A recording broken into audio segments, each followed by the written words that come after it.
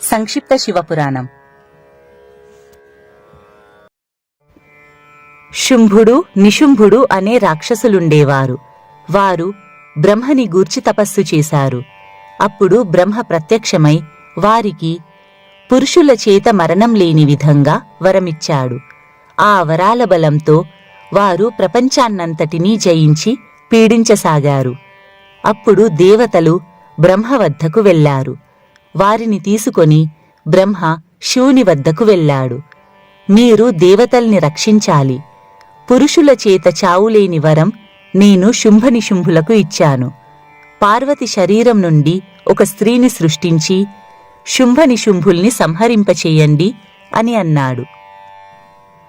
అప్పుడు శివుడు సరే ప్రయత్నిస్తాను అని అన్నాడు. శివుడు పార్వతిని కాళీ అని పిలిచాడు. పార్వతికి కోపం వచ్చింది. కాళీ అంటే నల్లని అని అర్థం. నేను నల్లగా ఉంటే నన్నెందుకు వివాహమాడారు? నన్ను ప్రేమిస్తున్నట్లు ఎందుకు నటిస్తున్నారు? భర్త ప్రేమించని జీవితం వృధా. నేను బ్రహ్మని గూర్చి తపస్సు చేస్తాను అని వెళ్ళిపోయింది. పార్వతి చాలా సంవత్సరాలు తపస్సు చేసింది.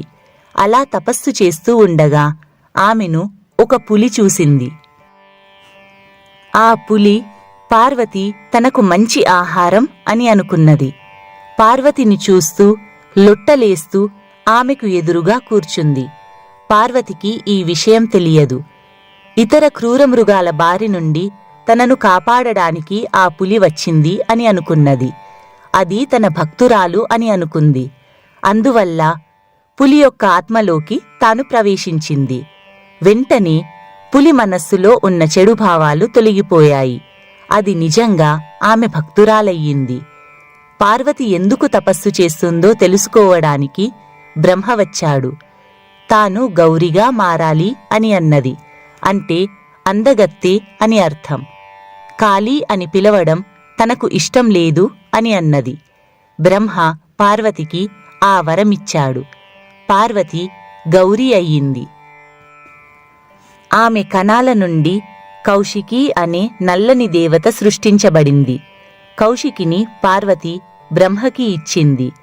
బ్రహ్మ ఇచ్చిన అస్త్రాలతో కౌశికి శుంభనిశుంభుల్ని సంహరించింది. గౌరిగా పార్వతి శివుని వద్దకు వెళ్ళింది. శివుడు పులిని ఒక వ్యక్తిగా మార్చాడు. నంది అతన్ని శివుని యొక్క రక్షక భటునిగా మార్చాడు. అతని పేరే సోమనంది. రోమహర్షణుడు ఋషులకు శుంభనిశుంభుల కథ చెప్పి తరువాత అంధకాసురుని కథ చెప్పసాగాడు. ఒకనాడు శివుడు మందర పర్వతం మీద కూర్చొని ఉండగా పార్వతి వెనుక నుండి వచ్చింది.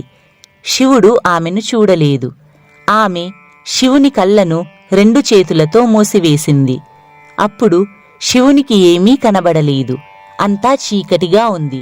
కొంతసేపటికి పార్వతి చేతుల నుండి చెమట బిందువులు నేలమీద పడ్డాయి. వాటి నుండి నల్లని భీకరాకారం పుట్టి గర్జించింది. పార్వతీ, నువ్వు ఏమి చెయ్యదలుచుకున్నావు? మొదట చేతులతో నా కళ్ళను మూసావు. నేను ఏమీ చూడలేకపోయాను. తరువాత నన్ను భయపెట్టడానికి గర్జించావు అని శివుడు అన్నాడు. అప్పుడు పార్వతి, నేను కాదు, ఈ జంతువు ఎక్కడి నుండి వచ్చిందో నాకు తెలియదు అని అన్నది. ఆమె చేతులు తీసివేసింది. శివుడు ఎదురుగా ఉన్న ఆకారాన్ని చూశాడు. జరిగింది గ్రహించాడు. అతడు పార్వతితో, ఇతడు మన కుమారుడు. నీ చెమట నుండి ఇతడు జన్మించాడు. నా కళ్ళు మూసి ఉండగా పుట్టాడు కనుక ఇతన్ని అంధకుడు అని పిలుద్దాం అని అన్నాడు. అంధకుడు గుడ్డివానిగా పుట్టాడు. హిరణ్యనేత్రుడు అనే రాక్షసుడుండేవాడు. ఇతర పురాణాలలో ఇతన్ని హిరణ్యాక్షుడు అని అంటారు. హిరణ్యనేత్రునికి కుమారులు లేరు. అతడు పుత్రుని గురించి తపస్సు చేశాడు. అప్పుడు శివుడు ప్రత్యక్షమై అతనికి కుమారులు జన్మించరని చెప్పాడు. కావాలంటే తన కుమారుణ్ణి అతని కుమారునిగా పెంచుకొమ్మని చెప్పాడు. అందులకు హిరణ్యనేత్రుడు అంగీకరించాడు. హిరణ్యనేత్రుడు అమిత బలశాలి. ముల్లోకాల్ని జయించి దేవతల్ని పారద్రోలాడు.